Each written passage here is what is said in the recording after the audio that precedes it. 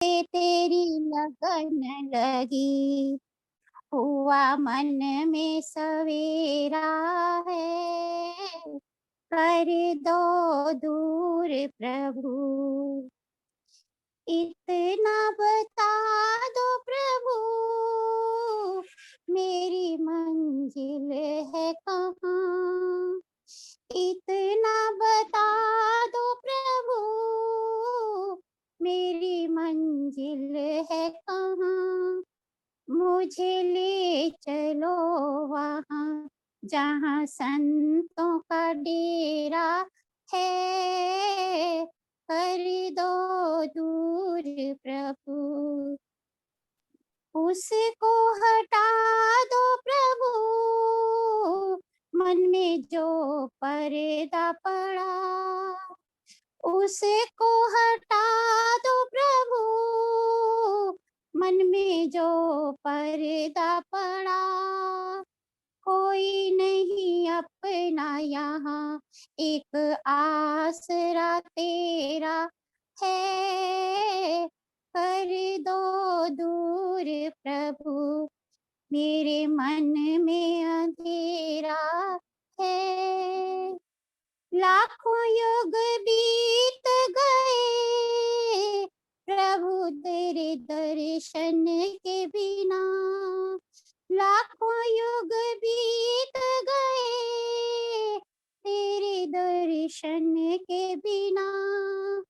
आन मिलो प्रभु जी, पाऊं प्यार जो तेरा है, कर दो दूर प्रभु, मेरे मन में अंधेरा है। मुझे ले चलो वहाँ, जहाँ संतों का डेरा है। कोई नहीं अपना यहाँ, एक आसरा तेरा है। आन मिलो प्रभु जी, पाऊं प्यार जो तेरा है। धन्यवाद जी समय देने के लिए। और इस प्रकार से आप आगे भी जुड़ी रहें निर्मला जी, ठीक है जी। हाँ जी, सभी को सादर नमस्ते। कृषि दयानंद का गीत मैं आपके सामने रख रही हूँ। स्वागत है। एक और सारी दुनिया स्वामी जी अकेले रे, घबराए ना किसी से, संकट हजारों झेले। सदियों से आर्य जाति गफलत में सो रही थी, है विद्या में पढ़ कर गौरव को खो रही थी, गौरव को खो रही थी। कांटे बिछाए यहाँ पर दुष्टों ने थे विषैले रे, घबराए ना किसी से, संकट हजारों झेले। एक और सारी दुनिया स्वामी जी थे अकेले रे, घबराए ना किसी से, संकट हजारों झेले।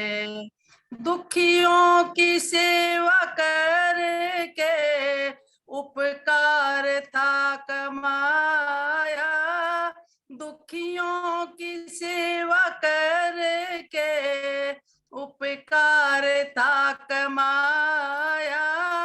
सोई पड़ी थी जाती आकर के था जगाया, आकर के था जगाया। चेली नहीं बनाई ना कोई बनाया चेला रे, घबराए ना किसी से, संकट हजारों झेले। 21 का पुजारी जिसने हमें बनाया, एक इसका पुजारी जिसने हमें बनाया, सोई पड़ी थी जाती आकर के था जगाया, आकर के था जगाया। कैसे उन्हें भुलाएं, हाँ कैसे उन्हें भुलाएं, प्राणों पे अपने खेले रे, आए ना किसी से संकट हजारों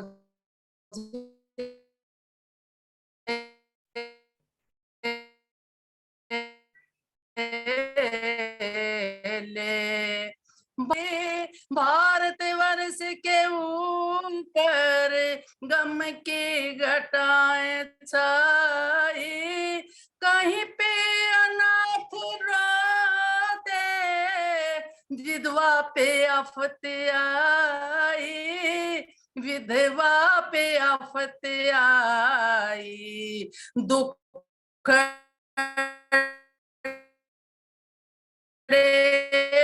मिटाए सबके, ईश्वर का नाम लेके रे, घबराए ना किसी से।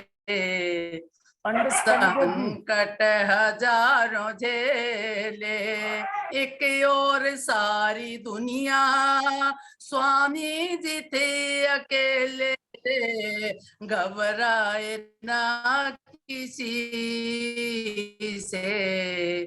संकट हजारों झेले, संकट हजारों झेले।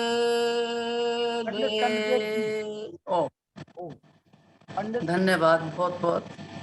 चंद्रदेव जी, ओम जी पंडित चंद्रदेव जी, पंडित जी, हाँ आपसे कह रहे जी। पंडित चंद्रदेव जी, नमस्ते जी। हाँ नमस्ते जी, प्रारंभ करें? आवाज नहीं आ रही जी चंद्रदेव जी प्रारंभ करें, आप प्रारंभ करें।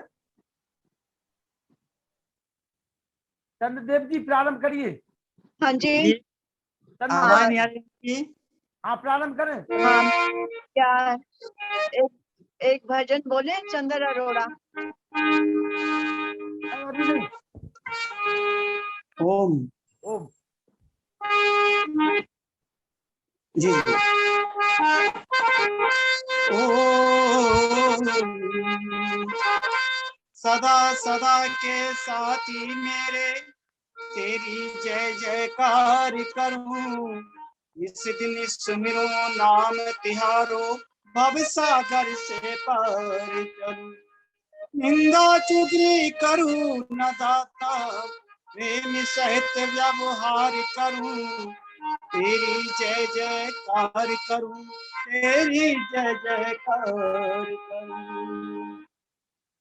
इस प्रोग्राम में उपस्थित सम्माननीय संचालक महोदय, आर्य शिक्षक रत्नलाल जी, हमारे सम्माननीय डॉक्टर वेद प्रकाश प्रधान जी, सम्माननीय नागेश शर्मा जी, आचार्य प्रवर, श्रोतागण, गणपति का लेखक है, विद्वान है, वो मूर्ति बनाकर समझा रहा है। तो आजकल की व्यवस्था देखकर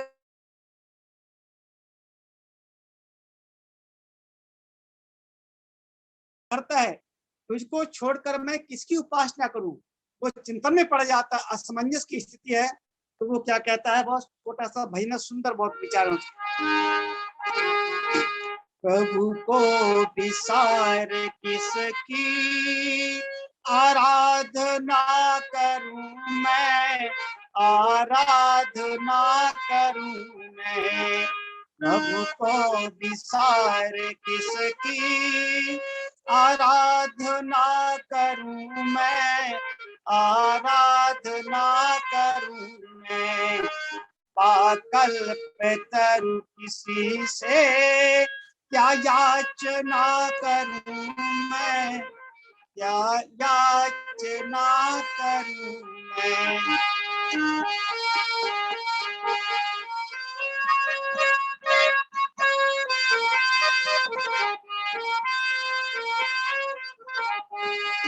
प्रभु को विसार किसकी आराधना करूं मैं, आराधना करूं मैं। फिर कहा मोती मुझे मिला जब मानव के मान सर में, मानव के मान सर में। मोती मुझे मिला जब मानव के मान सर में, मानव के मान सर में। तो कंकड़ बटोलने की, कंकड़ बटोलने की क्यों कामना करूं मैं, क्यों कामना करूं मैं। प्रभु को विसार किसकी आराधना करूं मैं, आराधना करूं मैं। पातल पे तरु किसी से क्या याचना करूं मैं, क्या याचना करूं मैं।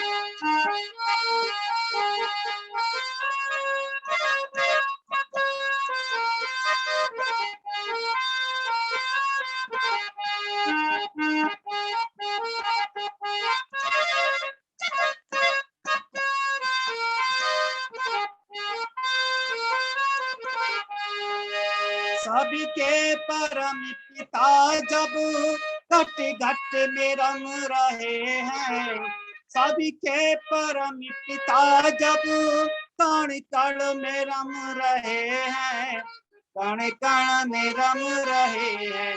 तो लघु जानी क्यों किसी की, लघु जानी क्यों किसी की अब हेल ना करूं मैं, अब हेल ना करूं मैं। प्रभु को विसार किसकी आराधना करूं मैं, आराधना करूं मैं। पाकल पे तरु किसी से क्या याचना करूं मैं, क्या याचना करूं मैं।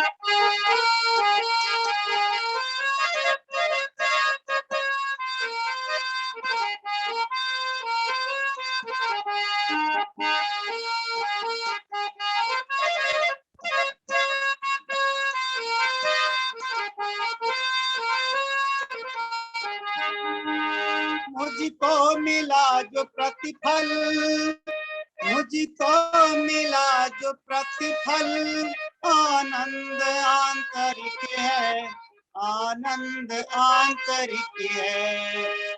मुझको मिला जो प्रतिफल आनंद आंतरिक है, आनंद आंतरिक है। इसलिए जग के क्षण की सुखों की, जग के क्षण की सुखों की क्यों कामना करूं मैं, क्यों कामना करूं मैं। प्रभु को विसार किसकी आराधना करूं मैं, आराधना करूं मैं। पाकल पे तरु किसी से क्या याचना करूं मैं, क्या याचना करूं मैं, क्या याचना करूं मैं। इसलिए भक्त कहता है आजकल की व्यवस्था को देखते हुए, ये परमात्मा यत्र तत्र ज्ञान विद्या फैला पड़ा है और आप के नाम पर अनेक ढोंग पाखंड है। हम कैसे निकले? तो बहुत सुंदर कहा है, सा विद्या विमुक्त है, विद्या वह है जो हमें मुक्ति की ओर ले जाती है। तो उस परमपिता परमात्मा का हमें आह्वान सिर्फ बहुत सरल है। ईश्वर वो रित है, सरल है, रिजुताम है वो। तो वो सरलता की ओर हम बढ़े और भगवान ईश्वर को सिर्फ 2 प्रातः सायं उसका स्मरण करें। और कैसे करें? तत् जपस तदर्थ भावनम सूत्र दिया है, तो 2-3 लाइनें बोल के मैं फिर समापन करता हूं। दो घड़ी भगवान को अपना बना कर देख ले, वो घड़ी भगवान के तू गीत गा कर देख ले। तीनों बंधु की शरण एक बार आकर देख ले।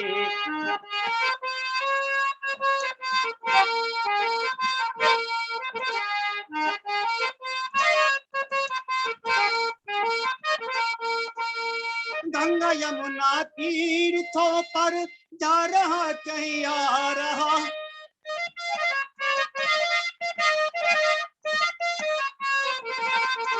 गंगा यमुना तीर्थों पर जा रहा कहीं आ रहा, और मन के मंदिर में जरा आसन जमा कर देख ले, मन के मंदिर में जरा आसन जमा कर देख ले। वो घड़ी भगवान को तू अपना बना कर देख ले, तीनों बंधु की शरण एक बार आकर देख। अर्थात प्रातः शाम हम ईश्वर की भक्ति करें।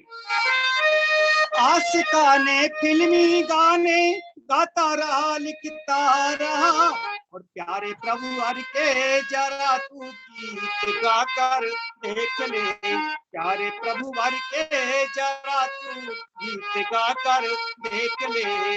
वो भगवान को अपना बना कर देख ले। कौन सी उलझन है ऐसी जिसको तू सुलझा रहा, कौन सी उलझन है ऐसी जिसको तू सुलझा रहा, और उलझनों से अब जरा दामन बचा कर देख ले, उलझनों से अब जरा दामन बचा कर देख ले। वो घड़ी भगवान को अपना बना कर देख ले, वो घड़ी भगवान को अपना बना कर देख ले। अंत में कहा, माँ की गोदी में सुरक्षित हो शिशु जो बैठ कर। यदि बच्चा माँ की गोदी में होता है, कोई भी उसे मारता है, खेलता हुआ तुरंत माँ की गोद में आता है, वो माँ की गोद को सुरक्षित मानता है। तो परमात्मा ऐसा हमारा बंधु है, माँ है। माँ की गोदी में सुरक्षित हो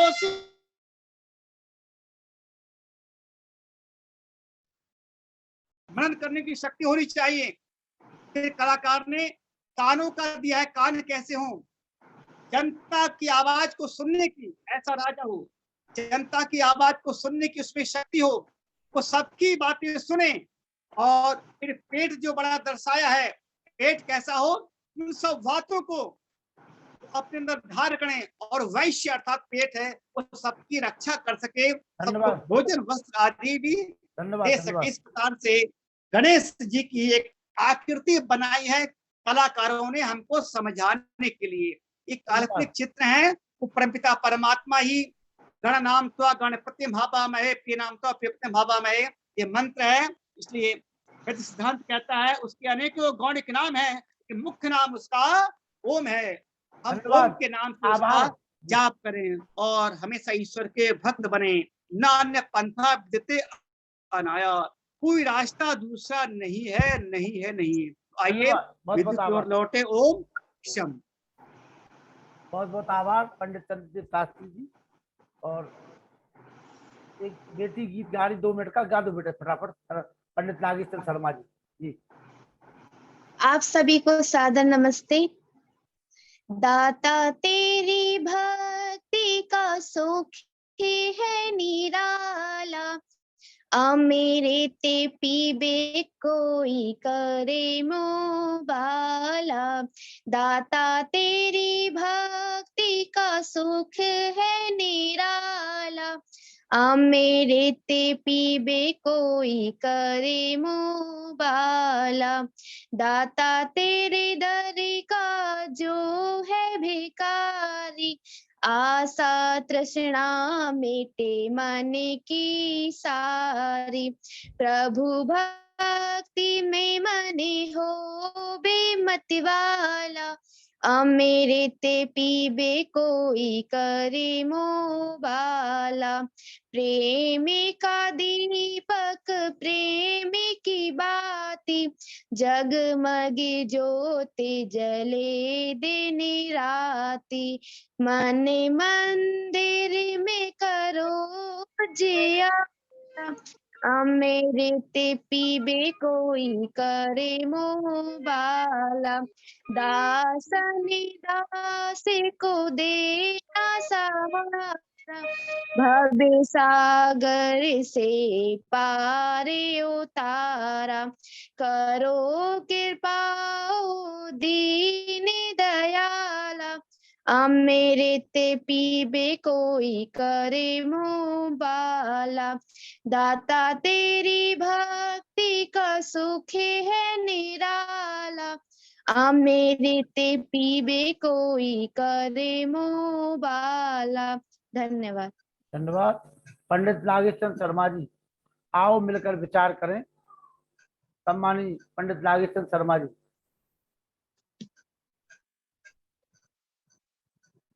पंडित नागेश्वर शर्मा जी, स्वागत है आपका।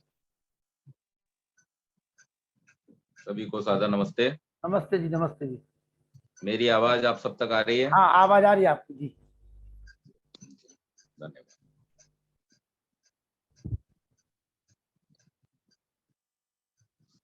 ओम।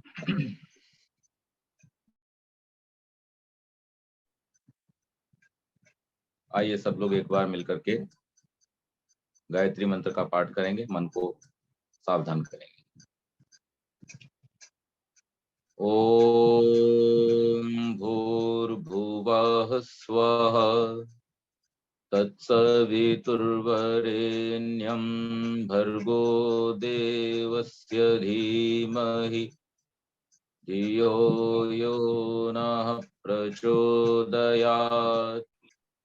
ओम शन्नो मित्रः शं वरुणः शं नो भवत्वर्यमा शन्न इन्द्रो बृहस्पतिः शं नो विष्णुरुक्रमः।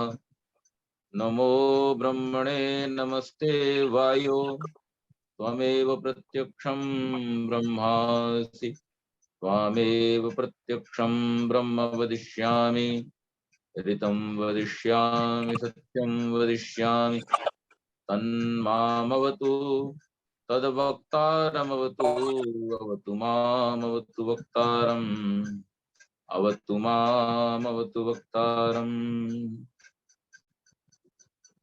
वंदनीय मातृशक्ति,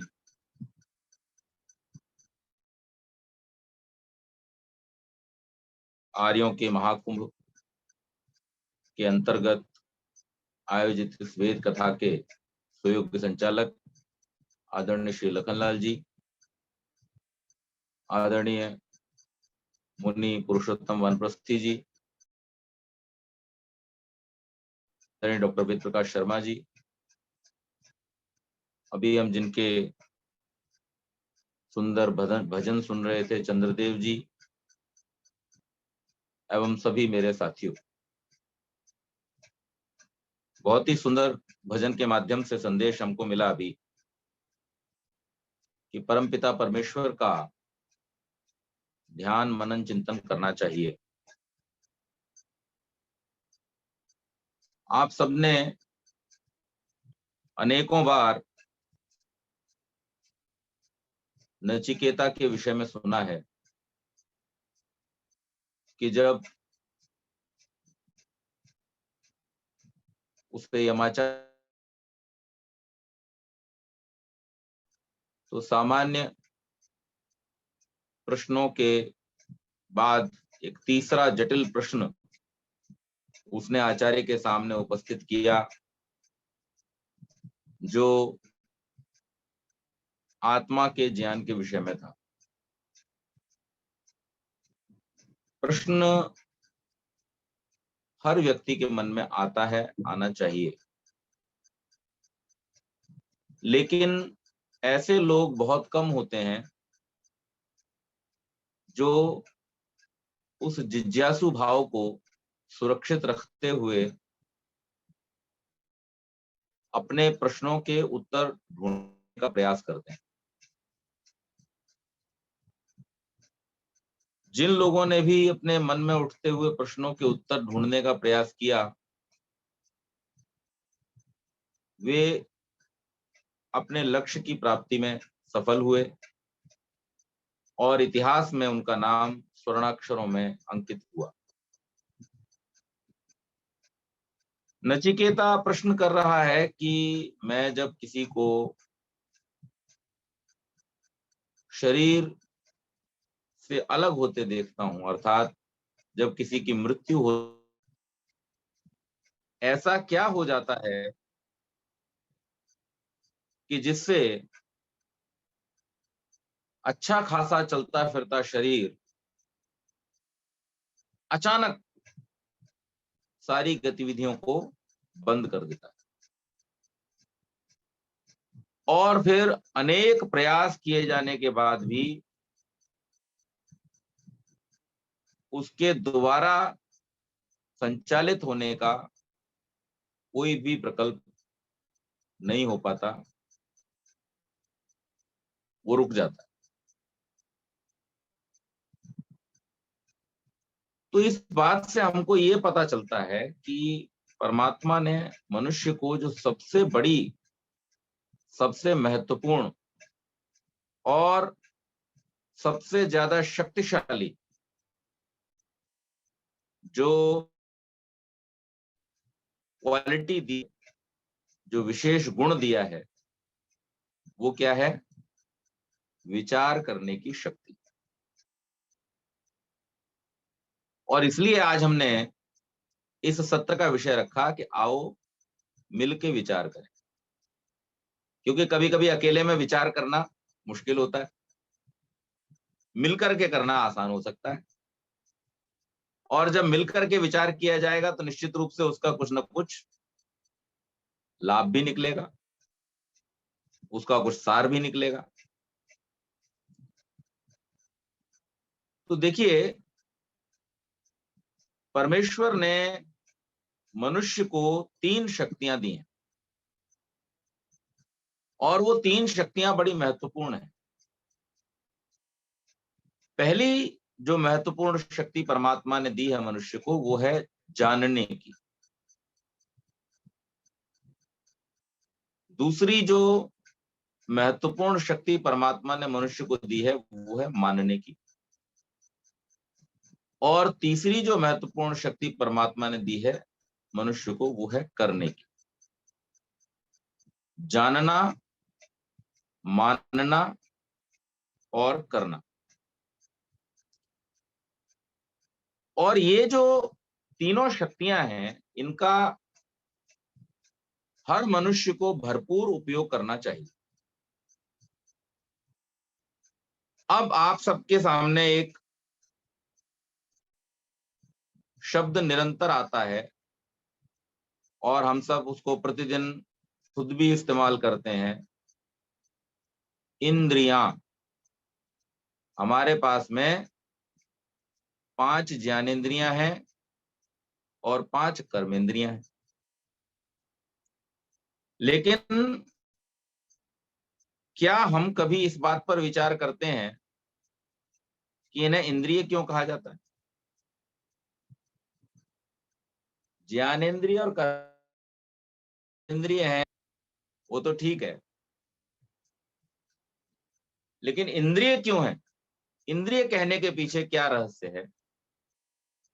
इस पर हम शायद ही कभी विचार करते होंगे। ज्ञानेंद्रिय, कर्मेंद्रिय, इस पर विचार करते हैं कि कुछ हमारे सेंसरी ऑर्गन हैं जिनसे हम ज्ञान प्राप्त करते हैं और कुछ हमारे फंक्शनल वर्किंग ऑर्गन हैं जिनसे हम काम करते हैं, कर्म करते हैं।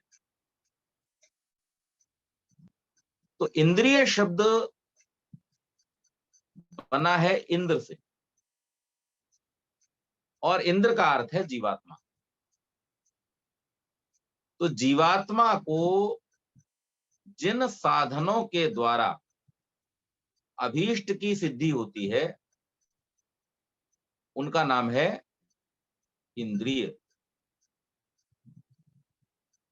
और इनमें जो 2 प्रकार की इंद्रियां हैं वो भी बहुत कमाल की चीज है।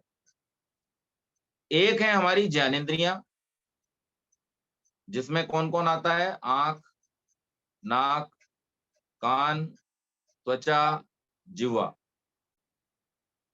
आंख देखने का काम कर रही है, कान सुनने का काम कर रहे हैं, नाक सूंघने का काम कर रही है, और हमारी जिह्वा जो है वो किसका काम करती है? स्वाद का काम करती है। और इसी प्रकार से 5 हमारी कर्मेंद्रियां, और इनके साथ में एक हमें और इंद्रिय मिली हुई है, 11वीं इंद्रिय, जिसका नाम है मन। तो इस प्रकार से हमारे पास में 11 इंद्रियां हैं, 5 ज्ञानेंद्रिय, 5 कर्मेंद्रिय और एक मन। और ये 11 के 11 साधन किसके हैं? आत्मा के। तो ये 11 साधन आत्मा को क्यों दिए गए हैं? ज्ञान प्राप्त करने के लिए और कर्म करने के लिए। तो आपको जो शक्ति परमात्मा ने दी है जानने की, मानने की और करने की, वो इन 11 के बीच में संपादित होता है। जानते हैं आप ज्ञानेंद्रियों से, इसीलिए उन्हें ज्ञानेंद्रिय कहते हैं, क्योंकि उनसे ज्ञान प्राप्त किया जाता है। किसी वस्तु के विषय में उसका रूप अगर आपको जानना है तो आपको आंखों का, अगर उसकी गंध को जानना है तो नाक का, उसके स्वाद को जानना है तो जीभ का, उसके शब्द को जानना है तो कान का, और उसके स्पर्श को जानना है कि वो मृदु है, कोमल है, कठोर है, किस प्रकार से है, तो उसके लिए त्वचा का आपको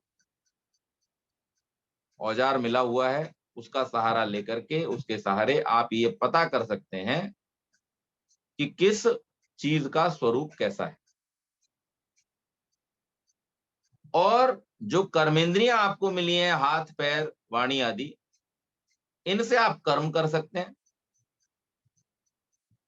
और तीसरी जो 11वीं है, तीसरे प्रकार की जो मन है, उससे आप मानने का काम करते हैं, मानने का। और इसीलिए शब्द भी ऐसे बने, ज्ञानेंद्रिय से जानने का काम, कर्मेंद्रिय से करने का काम, और मन से मानने का काम हमें लेना चाहिए। तो जब हम इस बात पर विचार करते हैं कि परमात्मा ने हमको 3 प्रकार की शक्तियां दी हैं, जानने की, मानने की, करने की, तब क्या हम अपने जीवन में इन शक्तियों का सदुपयोग कर रहे हैं, ठीक ठीक उपयोग कर रहे हैं? इस बात पर हमें विचार करना चाहिए। अब इनका, तो जानने की शक्ति जो है, उसके द्वारा हम क्या जानने का प्रयास करें? इस संसार की जो वास्तविकता है उसको जानने का प्रयास हम अपनी ज्ञानेंद्रियों के द्वारा करें, क्योंकि ज्ञानेंद्रियां हमको प्रत्यक्ष कराती हैं। और प्रत्यक्ष की परिभाषा ऋषियों ने क्या दी है? इंद्रियार्थ सन्निकर्षोत्पन्नम ज्ञानम। इंद्रियों के उनके विषयों के साथ। अब यहां पर ये जो शब्द ऋषि का है, ध्यान देने लायक है। इंद्रियार्थ, जिस इंद्रिय का जो विषय है उसी का उसके साथ में संपर्क होगा तो आपको उसका ज्ञान होगा, अन्य का नहीं होगा। जैसे आप आंख से देख करके ये तो पता लगा सकते हैं कि चटनी जो आपके घर में बनी है, धनिया, मिर्ची और आम को डाल करके, वो देखने में हरी है, कितनी सुंदर है, कितनी देखने में अच्छी लग रही है। लेकिन अगर आंख में डाल करके उसका स्वाद चेक करना हो तो ये आपके लिए बड़े कष्ट का विषय हो जाएगा, क्योंकि मिर्च आंख में गई तो वो संकट में डाल देगी। तो इंद्रियार्थ सन्निकर्षोत्पन्नम, इंद्रिय जो है, जो जिसका अर्थ है उसके साथ, उसके विषय के साथ में जब उसका सन्निकर्ष होता है तब हमें उसका ज्ञान होता है। लेकिन वहां पर भी एक शर्त है, क्या? अव्यभिचारी अव्यपदेश्य और व्यवसायत्मक होना चाहिए। यानी वहां पर किसी प्रकार का कंफ्यूजन नहीं होना चाहिए, वहां की भ्रमात्मक स्थिति नहीं होनी चाहिए, निश्चयात्मक होना चाहिए। और ये भ्रम दो कारणों से होता है। एक तो जो परिस्थिति है उसके कारण से हमको भ्रम हो जाता है। तो परिस्थिति में आपको उदाहरण देता हूं, जैसे मान लीजिए कि सायंकाल आप गए हैं कहीं और आपको उस स्थान के बारे में कोई जानकारी नहीं है, तो आप आराम से, अंधेरा भी होगा तो भी उस आराम से स्थान से निकल आएंगे। लेकिन उस स्थान पर निकलने से पहले आपको सिर्फ दो बातें कह दी जाएं। आपसे ये कह दिया जाए, भाई देखो, एक तो रास्ते पर संभाल के जाना, जरा सांप वाप बहुत रहते हैं उधर, निकलते रहते हैं अक्सर। और दूसरा आपसे कह दिया जाए कि चोर डाकू का बड़ा खतरा है उधर एकांत में। अब क्या होगा, जैसे ही आप उस रास्ते पर निकलेंगे जिस पर से आप आराम से आ रहे थे कल तक, अब आपको हर रस्सी सांप दिखने लगेगी और हर खड़ा ठूंठ, पेड़ का ही ठूंठ क्यों ना हो, व्यक्ति तो ठीक है, व्यक्ति पर तो आप संदेह करेंगे ही करेंगे, लेकिन दूर से अगर आपको कोई पेड़ का ठूंठ भी दिखाई देगा तो आपको लगेगा आज लुट गए, आज तो पकड़े गए। तो ये क्यों हो गया? क्योंकि वहां संस्कार ने आपके मस्तिष्क में भ्रम पैदा कर दिया, जिसे आपकी इंद्रियों ने एक्सेप्ट कर लिया। अब वहां रिवर्स प्रोसेस शुरू हो गया। अब तक क्या हो रहा था, सीधा प्रोसेस क्या था कि आप ज्ञानेंद्रियों से ज्ञान प्राप्त कर रहे थे और वो आपके मन पे जा रहा था, वहां पर आप मान रहे थे। लेकिन यहाँ रिवर्स प्रोसेस हो गया, आपके मन ने पहले किसी चीज को मान लिया, उसका संस्कार आपके मन पर आ गया, और अब आप जब उसे जाकर के देख रहे हैं तो आपको अपने मन के अंदर बैठे हुए विचारों के आधार पर दृश्य दिखाई दे रहे हैं। अब ये बात मैं इसलिए कह रहा हूं क्योंकि अभी थोड़े दिन पहले प्रीति जी ने अखिलेश जी से प्रश्न किया था भूत के विषय में। तो ये मन और इंद्रियों का जो गलत कनेक्शन है वो इसका परिणाम होता है कि कोई चीज आपके मन में बैठी हुई है और आप जब किसी दृश्य को देखते हैं तो वहां पर एक भ्रम उत्पन्न होता है आपके मन में, जो आपका मन क्रिएट करता है, और रिवर्स प्रोसेस के थ्रू आपकी आंखें वही देखना शुरू कर देती हैं, आपके कान वही सुनना शुरू कर देते हैं जो आपका मन उन्हें सुनाना चाहता है। तो उसमें व्यक्ति को भ्रम हो जाता है। तो रस्सी को सांप समझ लेना, अब रस्सी सांप तो नहीं है, लेकिन रस्सी को सांप क्यों समझ लिया? क्योंकि मन के अंदर पहले से ये वहम था कि इस स्थान पर सांप पाए जाते हैं, इसलिए वो डर हो जाता है। अस्तु, आप अपने बच्चे को छोटेपन से एक प्रेरणा देना शुरू कीजिए कि बेटा अंधेरे में मत जाना, भूत होता है। आप केवल छोटे बच्चे को कहना शुरू कर दीजिए, और फिर आप देखिए जब वो 10-15 वर्ष का भी हो जाएगा, 25 वर्ष का भी हो जाएगा, बूढ़ा भी हो जाएगा, तो भी जब जब वो अंधेरे में जाएगा तब तब उसे डर लगेगा। और हम में से भी जितने लोगों को अगर उनके माता पिता ने बचपन में या घर के किसी बड़े ने बचपन में ये कहा हो कि अंधेरे में भूत होता है, तो वो अपने आप से स्वयं प्रश्न कर लें कि अंधेरे में जाते हुए एक बार को खटका होता है मन में कि नहीं होता?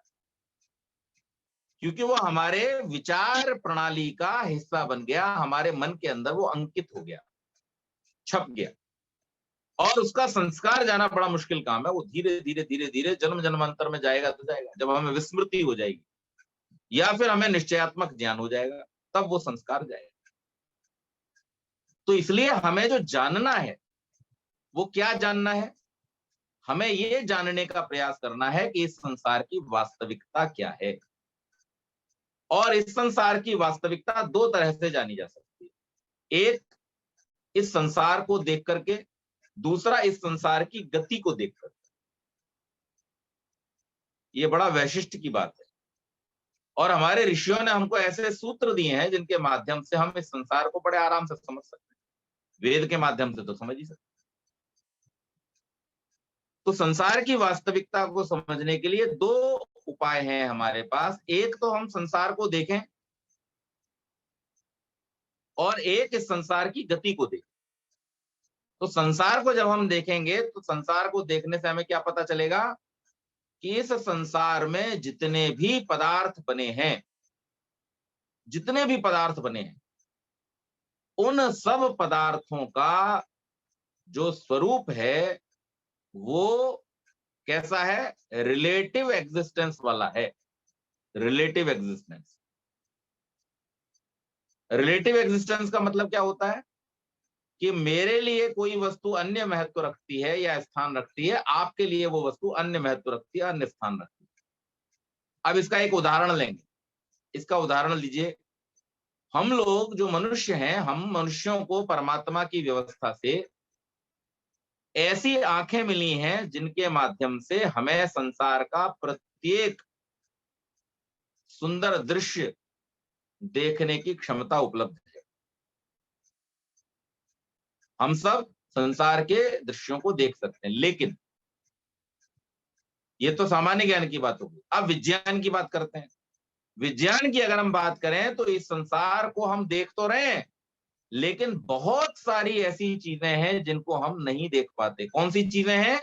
वो तरंगें जो या तो इंफ्रारेड हैं और या अल्ट्रा वायलेट, उनको हम नहीं देख सकते। हमारी आंखें कौन से रंगों को देख सकती हैं? 7 रंगों की जो वेवलेंथ है उसके बीच में जितना भी संसार है उसी को हम केवल देख सकते हैं। कौन कौन से रंग है वो?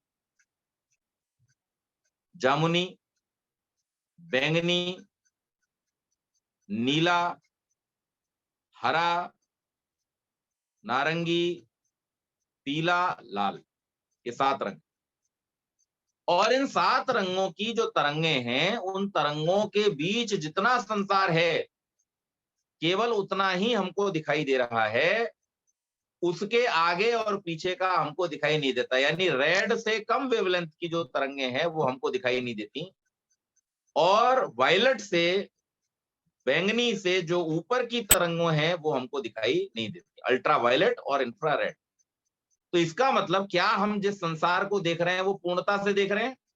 तो पता चला नहीं, हम तो एक लिमिटेड हिस्से को देख पा रहे हैं। इसमें बहुत कुछ ऐसा है जो हमने अभी देखा नहीं, जिसे हम नहीं देख सकते। और इसी प्रकार से हमें परमात्मा ने बड़े सुंदर कान दिए हैं और हमें बड़ा गर्व है कि हमें बहुत सुंदर सुंदर संगीत सुनने को मिलता है। हम संसार की बहुत सुंदर सुंदर ध्वनियों को सुनते हैं, लेकिन वहां पर भी हमें जब विज्ञान की दृष्टि से देखते हैं तो पता चलता है कि एक बहुत छोटी वेवलेंथ है जिन तरंगों को हम सुन पाते हैं। हम इंफ्रा और अल्ट्रा को वहां पर भी सुन नहीं पाते। जो ध्वनि तरंगें एक सर्टेन वेवलेंथ से नीचे की हैं या एक सर्टेन वेवलेंथ से ऊपर की हैं, वो हम सुन नहीं सकते। उनको सुनने के लिए हमें मशीनों की जरूरत पड़ेगी। ये तो हो गई हमारी बात। अब आप और आगे बढ़िए तो संसार में जितने ये मांसाहारी प्राणी हैं, शेर, चीता, बिल्ली आदि, इनके लिए परमात्मा ने संसार कैसा बनाया है? तो इनके लिए जो संसार है वो 2 रंगों में विभाजित है, सफेद और काला। इन्हें बस 2 ही रंग दिखाई देते, बाकी सब इनके लिए ब्लर है, धुंधला धुंधला है। इन्हें कुछ स्पष्ट रूप से जैसे हम रंगों को देख लेते हैं, आप अभी देख के बता सकते हैं। मैंने केसरी रंग की जैकेट पहनी है, पीले रंग का कुर्ता पहना है, काले रंग का चश्मा लगाया है। ये आप जिस प्रकार से देख करके बता सकते हैं, मांसाहारी पशुओं के लिए इस प्रकार की संभावना नहीं है, उनको काला सफेद दिखाई देता है। और कुछ एक शाकाहारी पशुओं को छोड़ दें तो बाकी शाकाहारी पशुओं की भी 2-4 रंग के अलावा कुछ उन्हें दिखाई नहीं देता। तो अब आप इस बात का अनुमान लगाइए, इस बात का आप विचार कीजिए कि क्या वास्तव में आप जिस संसार को देख रहे हैं उतना ही संसार है या संसार इससे कुछ बहुत ज्यादा है? तो संसार इससे बहुत ज्यादा है। तो फिर आप संसार को देख करके वास्तविकता को कैसे जानेंगे? तो जब आप सारे संसार को देखते हैं और इसकी वैज्ञानिकता को समझते हैं, तब आपको यह पता चलता है कि भाई पूरे संसार को देखना तो हमारे लिए संभव नहीं है। फिर क्या करें? यत यत ब्रह्मांडे तत्तत पिंडे। इसलिए आप दुनिया भर को देखने की बजाय अपना निरीक्षण करना शुरू करो, अपने आप को देखना शुरू करो, तो आप संसार को ज्यादा अच्छी तरह जान पाओगे। और दूसरा है इसकी गति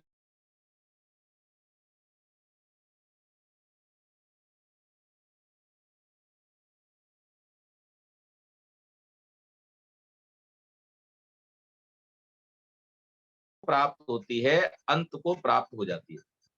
तो हमें इससे ये पता चल जाता है कि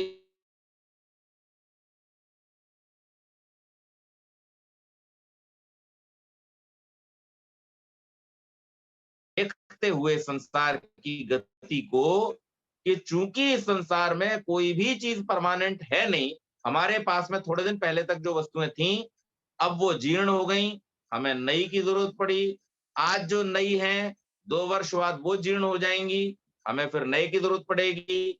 ये शरीर जो हमको मिला था जब हम छोटे थे तब नया सा था, प्रौढ़ हो गए थोड़ा सा पुराना हो गया, लेकिन बड़ा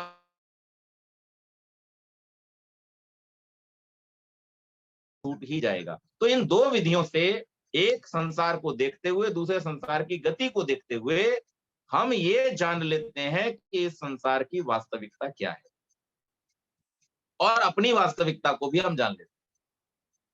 हमें भी ये पता चल जाता है कि हम कौन है। तो पहला प्रश्न जो प्रत्येक व्यक्ति को अपने साथ में करना चाहिए वो ये है कि मैं कौन हूं, और उसका उत्तर आपको संसार को देख करके मिलता है। कि आप जब संसार को इन दो प्रकार से देखते हैं तो आपको पता चल जाता है कि आप इस भौतिक संसार से अलग अभौतिक एक सनातन सत्ता हैं, जिसको इस संसार में आना हुआ है इस कारण से कि आपका कुछ विशेष प्रयोजन है इस संसार में आने का। वो दो हैं, एक भोग दूसरा मुक्ति। भोग आपको वो भोगना है जो आप पहले कर आए हैं, और मुक्ति वो है जिसका आपको प्रयास करना।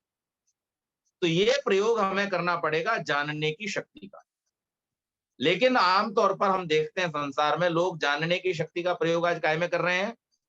आज लोग जानने की शक्ति का प्रयोग कर रहे हैं कि चंद्रमा के ऊपर हम मकान बना सकते हैं या नहीं, मंगल के ऊपर हम जमीन खरीद सकते हैं या नहीं, और बम ऐसे ऐसे भयानक बना करके कि जिनके द्वारा हम दूसरे देशों को डरा सकते हैं, धमका सकते हैं, अपना प्रभुत्व जमा सकते हैं, ये सब कर सकते हैं कि नहीं। इस कार्यों में हमारी जो बड़ी बड़ी शक्तियां हैं, मानसिक शक्तियां हैं, वो सब व्यय हो रही हैं। सामान्य आदमी क्या कर रहा है? सामान्य आदमी तिकड़म में लगा हुआ है सुबह से शाम तक कि हम, अगर हमारे पास में एक घर हो गया है तो हम दूसरा ले सकते हैं या नहीं, हमारे बैंक बैलेंस में अगर 10 लाख हो गया है तो हम 20 लाख कर सकते हैं या नहीं, हमारे पास एक गाड़ी आ गई है तो हम दूसरी ला सकते हैं या नहीं। इन तिकड़मों में, संसार में जो हम फंस गए हैं, इसके कारण से हमें जो जानना चाहिए वास्तव में, उससे हम बहुत दूर होते जा रहे हैं, और उसका परिणाम ये हो रहा है कि हमें सब कुछ मिलकर के भी कुछ नहीं मिल पा रहा। और दूसरी हमारी शक्ति है मानने की। तो माने क्या? जब हमने अपनी ज्ञानेंद्रियों का प्रयोग करके संसार को बाहरी रूप से देख करके ये जान लिया कि ये निस्तार है, सुबह का जो सुंदर दृश्य हम देखने के लिए भाग दौड़ करके पहुंच जाते हैं किसी पहाड़ की चोटी पर, और उस पहाड़ की चोटी पर उस समय खड़े होने के लिए पूरी रात का जो किराया हजारों रुपए का हम होटल का भर के खड़े होते हैं वहां, वो दृश्य कितनी देर रहता है? 5 मिनट। 5 मिनट वो सूर्योदय का दृश्य रहता है, और उसके बाद वही सूर्य की किरणें जब अपनी लौ पकड़ती हैं तो हमें उसकी तरफ देखना मुश्किल हो जाता है। वैज्ञानिकों का ये अनुमान है, उन्होंने ये अनुमान लगाया है कि अगर कोई व्यक्ति 10 मिनट तक लगातार सूर्य की ओर देख ले तो फिर उसे कुछ भी दिखाई नहीं देगा, उसकी आंखें जीवन भर के लिए चली जाए। तो वही सूर्य जिसको देखने के लिए हम भागदौड़ कर रहे थे, दृश्य को देखने के लिए, वो दृश्य कितनी देर के लिए? थोड़ी देर।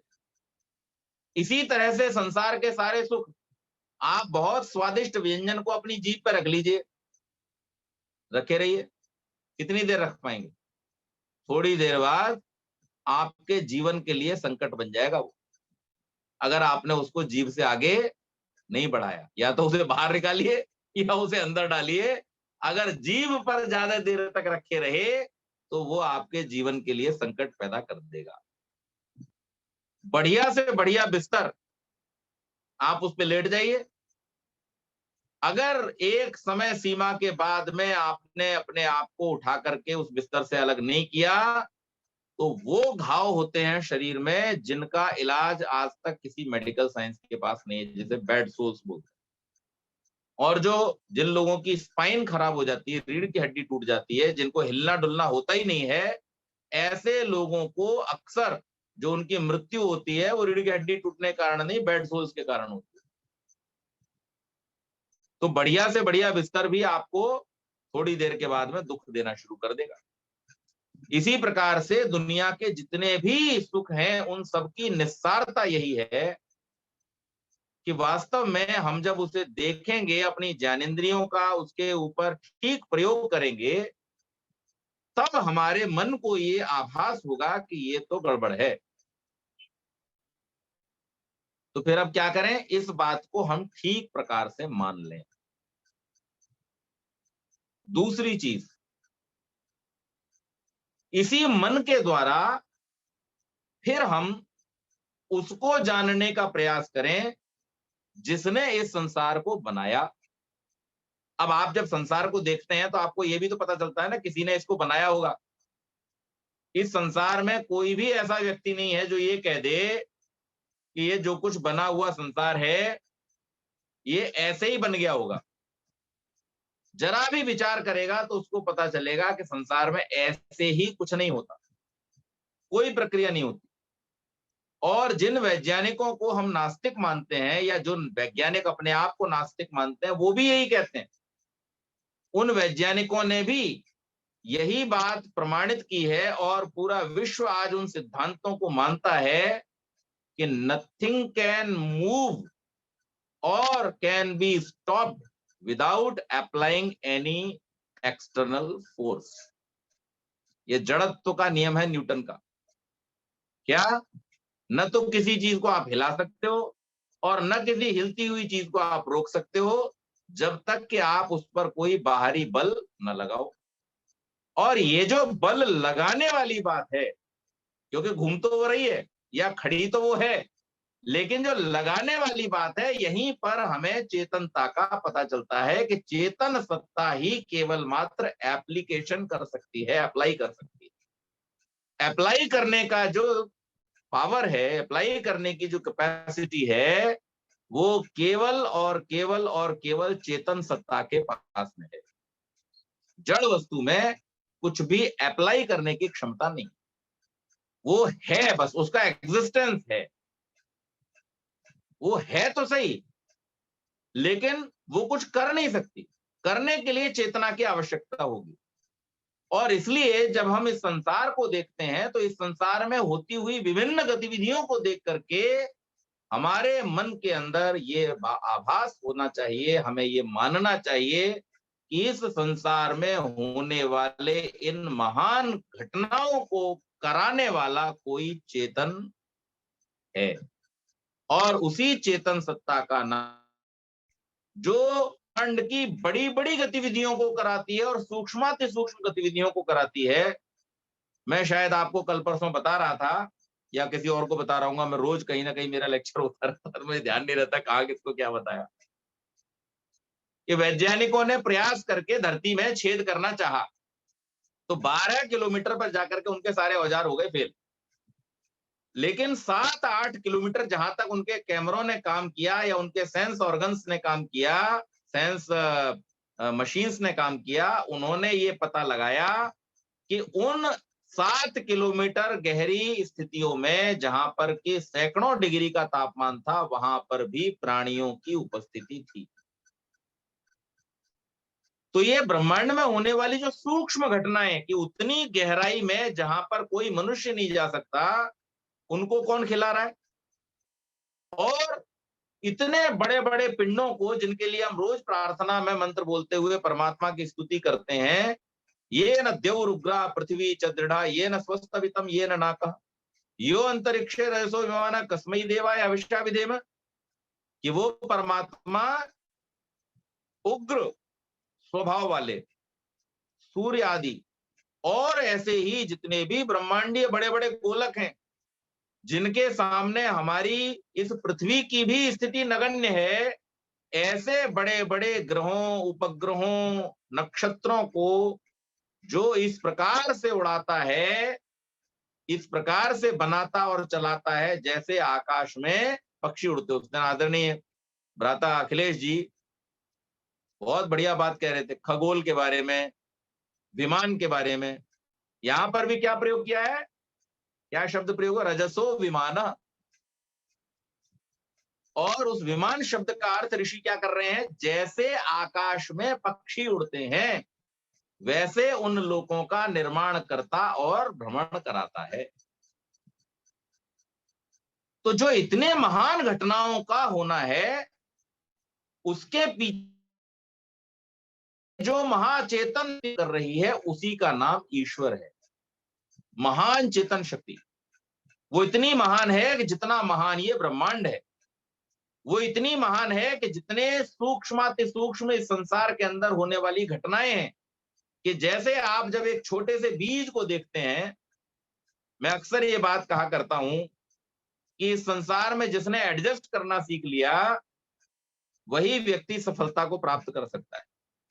और एडजस्टमेंट अगर सीखना है तो किससे सीखें, महान बरगद का वृक्ष एक छोटे से बीज के अंदर एडजस्ट हो जाता है। जब उसे अनुकूल परिस्थितियां मिलती हैं तब वो एक विशाल वृक्ष का रूप धारण करता है। लेकिन जब तक परिस्थितियां अनुकूल नहीं होती तब तक वो विशाल वृक्ष एक छोटे से बीज के अंदर एडजस्ट होकर के रहता है।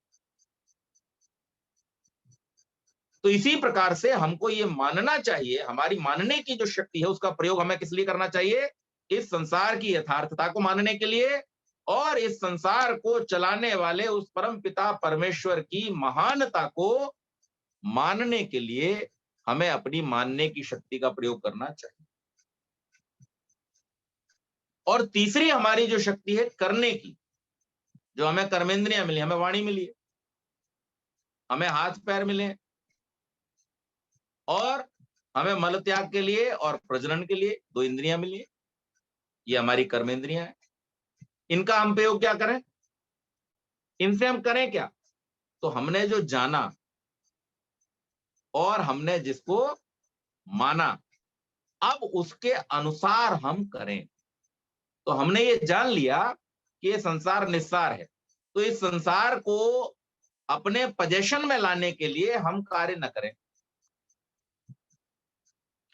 इस संसार की हमने वास्तविक के हर व्यक्ति संसार में जन्म लिया। हमारे एक अध्यापक थे अंग्रेजी के, वो बहुत जोश में एक लाइन बोला करते थे और वो हमें बिल्कुल याद हो गई, हमारे दिमाग पर छप गई। Man who has taken birth upon the earth has to go one day.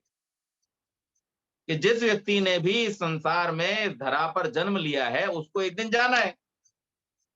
छोटा सा जब जन्म लेता है तब भी असहाय होता है और जिस समय इस संसार को पूर्णावस्था प्राप्त करके जा रहा होता है उस समय भी असहाय होता है। प्रार्थना तो हम करते हैं अधीना हस्याम, लेकिन जो वास्तविकता हम संसार में होते हुए देखते हैं इसीलिए तो प्रार्थना करते हैं। अगर ये न होता तो हम प्रार्थना क्यों करते कि अधीना हस्याम शरदा शतम, क्योंकि हम वास्तव में रोज देखते हैं संसार में कि असहाय होकर के ही व्यक्ति इस संसार से जाना चाहता कौन है। छोड़ने वाले तो विरले लोग होते हैं जिनको मृत्यु नहीं निर्वाण प्राप्त होता है। ऋषि दयानंद जैसे लोग, महात्मा बुद्ध जैसे, जिनको निर्वाण प्राप्त होता है। अब हमें कोई इसमें इंटरेस्ट है ही नहीं। अगस्त ऋषि जैसे लोग कि जिनको स्वयं देवता आह्वान करते हैं कि प्रभु अब तो धरती छोड़ो। ऐसे जो महान लोग हैं जिनके हम कहते हैं प्राणों का उत्सर्ग करते हैं, प्राणों को छोड़ते हैं अपनी इच्छा से, वो अलग बात हुई। लेकिन आमतौर पर हम ये देखते हैं संसार में कि व्यक्ति के प्राण छूटते हैं और उस समय वो बहुत असहाय महसूस करता है जब वो अपने शरीर को उसके प्राण छोड़ रहे होते हैं। इसलिए हम प्रार्थना करते हैं अदीना हस्याम शरद, हे परमेश्वर हम कैसे हो, अधीन होकर के इस संसार में रहें। हम प्रार्थना करते हैं मृत्यु और मुक्षी हम अमृता, कि हरे परमेश्वर हमको मृत्यु से तो मुक्त करना, लेकिन अपने अमृत से कभी मुक्त नहीं करना। तो ये जो बात है, ये बात हमको ये समझाती है कि इस संसार में चूंकि जो भी आया है और जो भी जा रहा है वो दूसरे की व्यवस्था से है। ना हम अपनी इच्छा से आते हैं, ना हम अपनी इच्छा से जाते हैं। इसलिए जब तक हम इस संसार में रहें, हमारी वाणी का प्रयोग हम कैसा करें? कल्याणकारी प्रयोग करें। हम अपनी वाणी से कभी किसी को ऐसे शब्द न कहें जो उसको दुखाने वाले हों, उसके मन को दुख देने वाले हों, उसका अपमान करने वाले हों, उसकी निंदा करने वाले हों। ऐसे कोई शब्द हमको बोलने नहीं चाहिए। इसीलिए हमारे ऋषियों ने हमको बतलाया, जो अनेक प्रकार के पाप उन्होंने गिनाए, तो उनमें झूठ बोलना भी पाप है और किसी की निंदा करना भी पाप है। निंदा करना, निंदा नहीं करनी चाहिए, लेकिन निंदा और स्तुति की भी वास्तविक स्थिति को समझ लें। गुणों में गुणों का और दोषों में दोषों का आरोपण करना, ये स्तुति है, निंदा नहीं है। लेकिन गुणों में दोष और दोष में गुण बताना, ये निंदा है। तो निंदा नहीं करनी चाहिए, यानी अच्छे आदमी की बुराई नहीं करनी चाहिए और बुरे आदमी की बड़ाई नहीं करनी चाहिए, दोनों निंदा है। और अच्छे आदमी की अच्छाई करना और बुरे आदमी की बुराई करना, ये दोनों क्या है? स्तुति है। बुरे में बुराई है तो उस बुरी चीज को बुरा बताइए, और जो अच्छी चीज है उसको अच्छा बताइए, ये स्तुति है, ये निंदा नहीं है। और अच्छे की बुराई और बुरे की अच्छाई, ये दोनों क्या है? निंदा है। तो निंदा करना पाप की श्रेणी में रखा गया है, झूठ बोलना पाप की श्रेणी में, ये वाणी के पाप। इसलिए कभी भी हमें अपनी कर्मेंद्रिय जो हमारी वाणी है, क्योंकि कर्म का फल मिलेगा आपको। कर्म का क्या मिलेगा? फल। निश्चित रूप अवश्यमेव भोक्तव्यम कृतम कर्म शुभाशुभम। जो भी शुभ और अशुभ कर्म हम अपनी कर्मेंद्रियों से करेंगे, उनका फल हमें अवश्यमेव भोगना पड़ेगा। तो इसलिए हमारी जो कर्मेंद्रियां हैं, 5 बाहरी कर्मेंद्रियां और एक हमारी सूक्ष्म कर्मेंद्रिय जिसका नाम है मन। तो मन ज्ञानेंद्रिय भी है और कर्मेंद्रिय, उभयेंद्रिय है। तो मन से भी जो हम पाप करते हैं, किसी के बारे में बुरा विचार करते हैं, किसी के बारे में बुरी कामना करते हैं, उसका भी फल हमको भोगना पड़ता है। इसी प्रकार से वाणी से जो हम पाप करते हैं, किसी के लिए अपशब्द बोलते हैं, किसी की निंदा करते हैं, किसी की चुगली करते हैं, किसी के लिए झूठ बोलते हैं, तो इन सारे वाणी के पापों का हमको फल भुगतना पड़ेगा। इसलिए हमें क्या करना चाहिए? सदैव अपनी वाणी से श्रेष्ठ शब्दों का, श्रेष्ठ विचारों का ही प्रचार प्रसार करना चाहिए। ये हम अपनी करने की शक्ति का प्रयोग करें। हाथ मिले हमें, हाथों की शोभा किससे है? हमारे वेदों ने, हमारे ऋषियों ने हमको बतलाया, हाथों की शोभा किससे है? परोपकार के कार्यों से हाथों की शोभा होती है। आप अपने हाथों से जो भी कार्य करते हैं, उनसे अगर आप परोपकार कर रहे हैं, आप अपना भी उपकार कर रहे हैं और दूसरों का भी उपकार कर रहे हैं, अपने भी भले के लिए और दूसरों के भी कल्याण के लिए कार्य कर रहे हैं, तब आपके हाथ पुण्यार्जन करते हैं। और जब आप अपने हाथों से स्वार्थ के लिए, अर्थात न अपना कल्याण न दूसरा का कल्याण, केवल एक भ्रमात्मक संस्कार के कारण से आप जब कोई अपकार्य करते हैं, तो उन अपकारियों के कारण से आपके हाथों में फिर हथकड़ी कहाँ डाली जाती है? हाथों में डाली जाती है। बेड़ियां कहाँ पड़ती हैं? पैरों में पड़ती हैं। क्यों? क्योंकि जब हम हाथों का उपयोग ठीक नहीं करते, जब पैरों से हम कल्याणकारी मार्ग पर नहीं चलते, हम महाजनों येन गतः स पंथा को भूल करके और कुमार्ग पर आरूढ़ हो जाते हैं, चलने लगते हैं, तो फिर हमारे पैरों में बेड़ियां डाल दी जाती हैं, हमारे हाथों में हथकड़ियां डाल दी जाती हैं। तो हमें इससे बचना चाहिए। और संसार में मान लीजिए हम किसी से नजर बचा करके हथकड़ी और बेड़ियों से बच भी गए, तो फिर परमात्मा की जो सरकार है, वहां पर कोई गवाही की आवश्यकता नहीं होती। परमात्मा फिर क्या करता है? जब हाथों में बंधन डालने होते हैं, तो आपके हाथ ही गायब कर देता है, सांप बना देता है आपको। हाथ ही नहीं है, क्या कर लोगे? और जब पैरों में बंधन डालने होते हैं, तो पेड़ बना के खड़ा कर देता है एक ही जगह पे। आपके ऊपर चाहे लोग पत्थर मारे, चाहे आपके ऊपर लोग कचरा फेंके, चाहे आपको काट के ले जाए, आप निश्चिंत वहां पर खड़े रहेंगे, आप कुछ नहीं कर सकते, निश्चेष्ट होकर के आपको उधर रहना पड़ता है। तो ये परमात्मा की जेल है, जिसमें बेड़ियां पड़ जाती हैं पैरों में और हाथों में पड़ जाती हैं हथकड़ियां। तो हमें क्या करना चाहिए? हमें सदैव अपने हाथों से पुण्य के कार्य करने चाहिए। परोपकार के कार्य करने चाहिए और अपने पैरों से सदैव सतगामी होना चाहिए, सन्मार्ग पर चलने वाला होना चाहिए और हमें सदैव अपने आप को पवित्र रखना चाहिए। पवित्रता एक बहुत बड़ा पुण्य है और जो पाप ऋषियों ने गिनाए हैं उनमें एक ऋषि पाप ये भी गिनाते हैं कि जो व्यक्ति अपवित्र रहता है वो भी पापी है। हमारे ऋषियों ने हमको ये बतलाया है कि जो व्यक्ति अपवित्र रहता है वो भी क्या है, पाप का भागी है। और इसलिए हर व्यक्ति को चाहिए कि वो अपने आप को पवित्र रखे, मन से भी पवित्र रखे, वाणी से पवित्र रखे, शरीर से पवित्र रखे। उसके लिए हमारे ऋषियों ने बता भी दिया रास्ता हमको। अद्विर्गात्राणि शुद्धंति, मना सत्येन शुद्धति, विद्या तपोभ्याम भूतात्मा और बुद्धिर ज्ञानेन शुद्धति। तो शुद्धि का उपाय भी बतला दिया कि हमको पवित्र रहना है, शुद्ध रहना है। अगर हम अशुद्ध रहेंगे, अपवित्र रहेंगे तो निश्चित मान लीजिए हम पाप के भागी बनेंगे और हमारी ये जो कर्मेंद्रियां हैं ये जितना जितना पाप में लिप्त होंगी उतना उतना हमको कष्ट देने वाली। और फिर हमारा जो संतान है उस संतान को भी हम कल्याण के लिए प्रेरित करें, तैयार करें। क्योंकि अगर हमने अच्छी संतान को जन्म दिया, देखिए पुत्र शब्द जो है संस्कृत का, ये पुत्र शब्द या पुत्री शब्द जो है वो ऐसा क्यों है? पारक्षणे धातु से पिता शब्द बनता है क्योंकि वो जिसको जन्म देता है उस संतान की रक्षा करता है। और पुन एक जो जिसे कहते हैं हम नरक की स्थिति है, उस नरक से जो त्राण करता है उसका नाम क्या है? पुत्र या पुत्री है। यानी एक तो आप इसको सामान्य शब्द में समझ लीजिए, तो जिसके संतान नहीं होती उसको क्या कहते हैं? नपुंसक। नपुंसक शब्द जो व्यक्ति अपने जीवन में सुनता है उसको कैसा, अच्छा तो नहीं लगता, बुरा लगता है। तो एक तो ये नरक जीते जी का है कि जिस नरक में हमें प्रतिदिन अपने पुंसत्व के विषय में अपशब्द सुनना पड़े, ऐसा नरक से बचाने वाला कौन होता है? पुत्र होता है। आपके पुत्र हुआ, आपको कोई नपुंसक नहीं कह सकता। तो और इसके साथ साथ हमारे जीवन की जो कामनाएं हैं, हमारे जीवन के जो विचार हैं, हमारी जो योजनाएं हैं, उनको जो आगे लेकर के जाने वाला होता है उसका नाम क्या है? पुत्र और पुत्री है, अर्थात संतान है, जो आपकी कंटिन्यूटी को बनाए रखता है, जो आपकी निरंतरता है।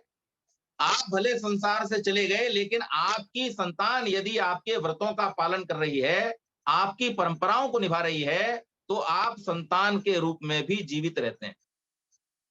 आप सबने एक बहुत पुरानी फिल्म है एक फूल दो माली, बहुत लोगों ने देखी होगी। जिन्होंने नहीं भी देखी होगी उन्होंने उसका गाना सुना होगा।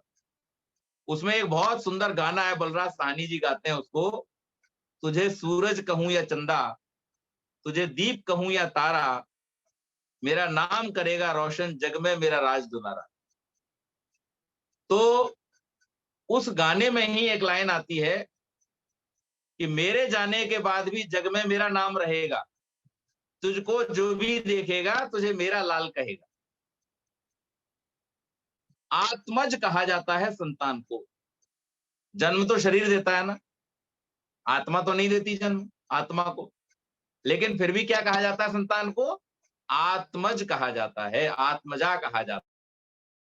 सारी दौलत को देकर के भी आप नहीं बता सकते। और इसीलिए ऋषियों ने जब विचार किया और ऋषियों से जब लोगों ने प्रश्न किए तो ऋषियों ने कहा जरा सोच के बताओ तो सही, धन तुम्हारे लिए है या तुम धन के लिए हो? अगर मैं ये कह दूं कि संसार की सारी दौलत ले लो लेकिन मर जाओ तो आप कहोगे भैया अपनी दौलत अपने पास रखो,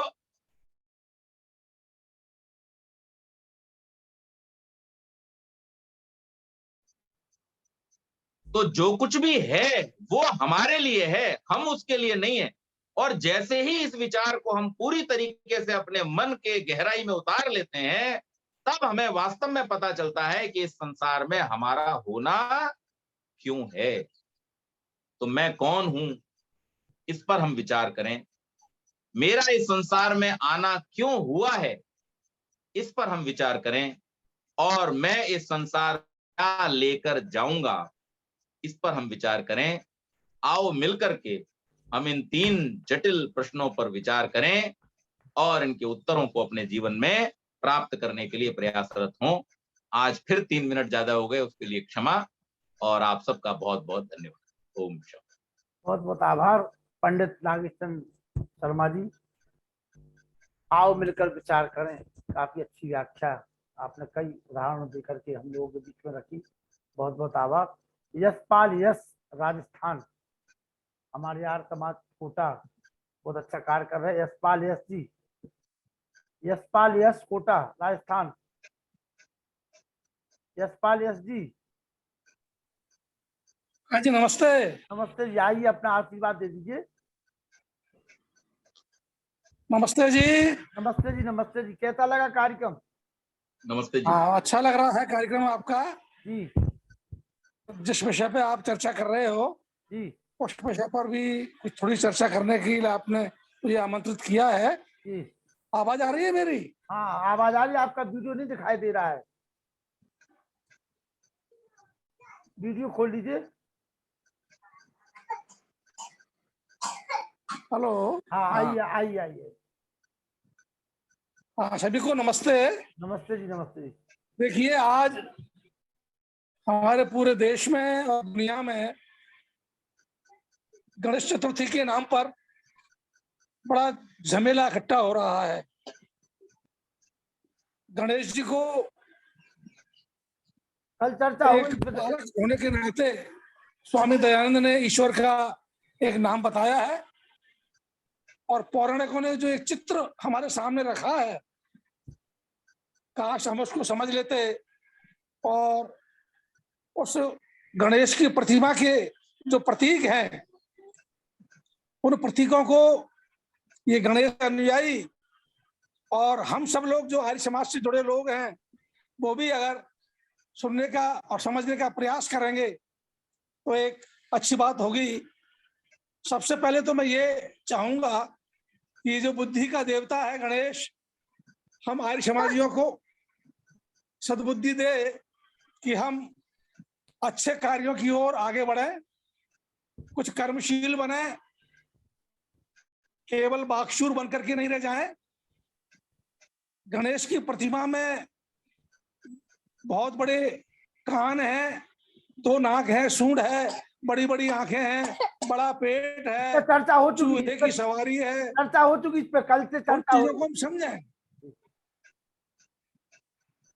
जिस तरह से गणेश गणपति हमारे नेतृत्व का और नेता का प्रतीक है, हमारे नेता बड़े बड़े कानों वाले हों, जो सारी दुनिया की सारी बातों को समझ सकते हों, उनकी सूंड और नाक दुनिया भर की चीजों को अपनी ग्रहण शक्ति से समझने में सक्षम हो, और बड़ा पेट मतलब कि दुनिया की कौन सी चीज ऐसी है जिसको कब बोलना है कब नहीं बोलना है, ऐसी हाथी के दांत खाने की और दिखाने की और ऐसी कुछ चीजें हैं। ऐसी सारी चीजें हमारे नेतृत्व का प्रतीक है कि हमारे नेता इतना सक्षम होना चाहिए। चूहे की सवारी का मतलब भी समझ लें हम, कि जिस तरह से कंप्यूटर का माउस कहीं भी जाकर के किसी भी तथ्य को पकड़ लेता है, हमारी शक्ति भी ऐसी हो, और हम बड़े पौष्टिक ढंग का भोजन लेकर के हमारी जो नेतृत्व है वो देश और दुनिया के सामने एक आदर्श रखे। आज नेतृत्व की दृष्टि से आर्य समाज की स्थिति बहुत अच्छी नहीं है। हम चाहे अपने मन में कुछ भी समझ लें, लेकिन जिस आर्य समाज पर सारी दुनिया के कल्याण का दायित्व था, आज वो आर्य समाज की जो हालत है वो हम सबके सामने है।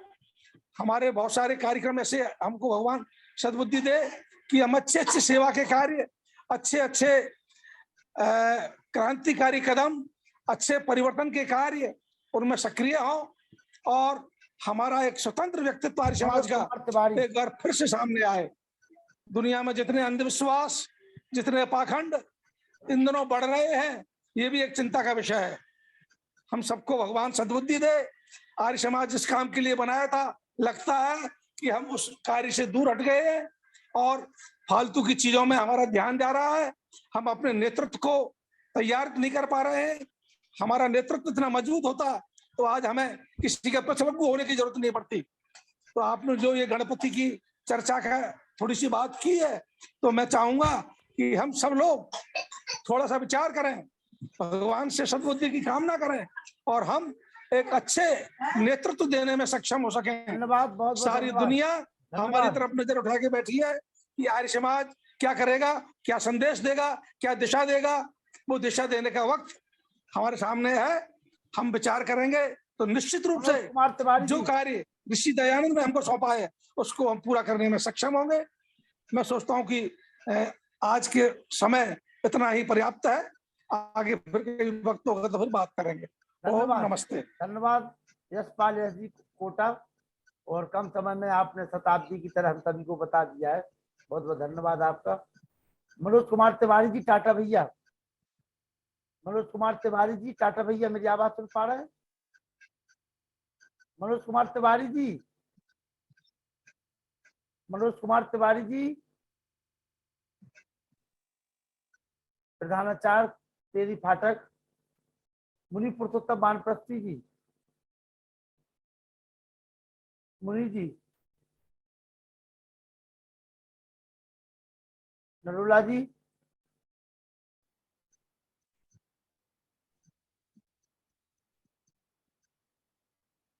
मुनि जी, लवी आवाज आ रही?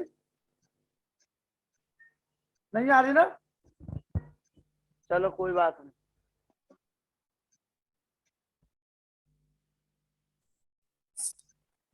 जी हाँ, शर्मा जी। नमस्ते जी। नमस्ते जी, नमस्ते। हमारे आचार्य प्रवर ने बहुत ही सुंदर क्या करना है, क्या जानना है, क्या मानना है, बहुत ही सुंदर चर्चा की और हम लोगों के अंदर नई प्रेरणा जागृत की। आज समाजियों के लिए अभी हमारे भाई जो राजस्थान से बात कर रहे थे, दो बड़ी परेशानियां हैं। हमारे दर्शनों में कहा गया कि हमको अभ्युदय और निश्रेयस दोनों की प्राप्ति करनी है। अब आर्य समाज वाले अभ्युदय को प्राप्त नहीं कर पा रहे। जिनको जितनी नॉलेज होनी चाहिए, जितनी विद्या ग्रहण होनी चाहिए, जितनी उनकी कॉम्पिटेंसी है, उतनी विद्या नहीं ग्रहण कर पाते, इसलिए वो धन भी नहीं कमा पाते उतना। तो बेचारे जो आर्य समाज में आते हैं वो फसली किस्म के और नकली किस्म के आर्य समाजी आते हैं। उनका कुछ और ही ध्येय होता है, इसलिए वो आर्य समाज में आते हैं। दूसरा, जितने भी आर्य समाजी हैं वो अपने बच्चों को आर्य समाजी नहीं बनाते। तो हमारा यही हमारा बेसिक मानना है और इसको अपनाना चाहिए। धन्यवाद, बहुत बहुत साधुवाद। नरूला जी। आदरणीय आचार्य नागेश जी, लखन जी, मुनि पुरुषोत्तम जी, डॉक्टर वेद प्रकाश शर्मा जी, मेरी बड़ी बहन चंद्रकांता जी, आप सबको बहुत बहुत सादर अभिवादन। बहुत ही अच्छा व्याख्यान दिया नागेश जी ने। जानना, मानना और करना, ज्ञानेंद्रियों और कर्मेंद्रियों के बारे में बहुत अच्छी जानकारी दी और जीवन में किस प्रकार हमें सोच रखनी चाहिए, कैसे आगे बढ़ना चाहिए। बहुत ही अच्छा, प्रेरणादायक और मीनिंगफुल व्याख्यान था। मैं नागेश जी से अनुरोध करूंगा कि एक दिन ध्यान और समाधि के ऊपर जरूर एक वार्ता करें, क्योंकि ये भी ध्यान और समाधि भी इन जानने, मानने और करने के बाद एक, क्योंकि ध्यान और समाधि जो है वो बाहर से अंदर जाने की प्रक्रिया है। तो बाहर से अंदर जाने की प्रक्रिया में किस प्रकार हमारा मन, हमारा हृदय और आत्मा का संबंध क्या है उसके बारे में बताएंगे तो बहुत अच्छा रहेगा। धन्यवाद और बहुत बहुत। सूरत पुनिया जी, सूरत पुनिया जी, सूरत जी। नमस्ते जी, बोलिए। सूरत पुनिया जी।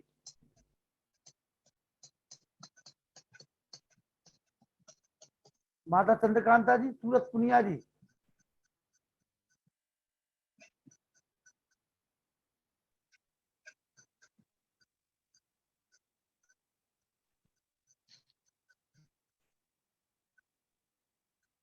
आइए सूरत पुनिया जी, बोलिए। हाँ जी, आप बोलिए ना। आदरणीय शर्मा जी से मेरा प्रश्न ये है कि मन शरीर में कहाँ रहता है तथा इसकी गति कितनी है? ये प्रश्न है, कई दिन से मैं विचार भी कर रहा था, आज फिर पूछने का समय आ गया। देखिए, जी मन जो है उसकी स्थिति शरीर में जो है हृदय में है। ठीक है अब सर। हृदय दो प्रकार से हैं।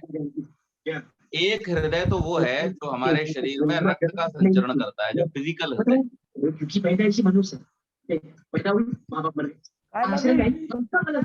सुन रहे हैं आप? मेरी आवाज आ रही है जी? हाँ शर्मा जी आ रही है। हाँ, कोई और भी आवाज आने लगी थी बीच में। हाँ, तो एक हृदय तो वो है जो हमारे शरीर में इसलिए हृदय कहलाता है क्योंकि वो रक्त को लेता है, रक्त को छोड़ता है, शरीर में उसकी व्यवस्था करता है, इसलिए उसको हृदय कहते हैं। हाँ, जो पंपिंग ये करता फिजिकल है। ऑर्गन है। लेकिन जिस हृदय की बात आध्यात्म में की जाती है वो हमारे ब्रह्म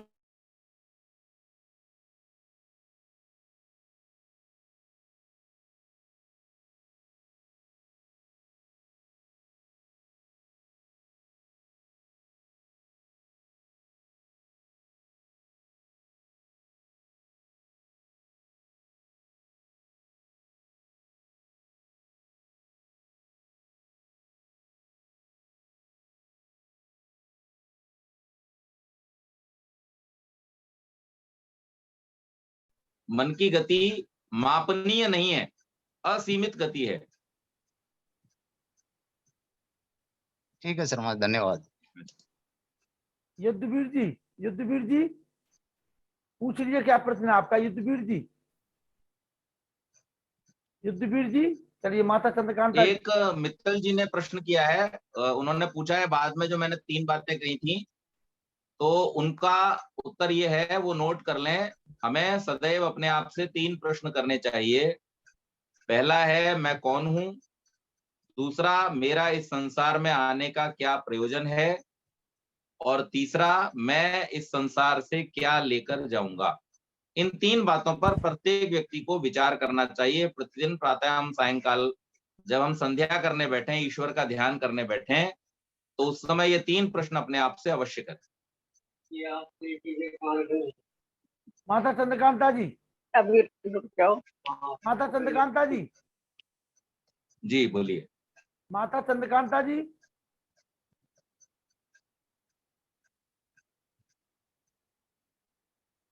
मुनि जी। जी माता जी बोलिए। हाँ जी, मुझे बोले? हाँ जी। हाँ बोलिए।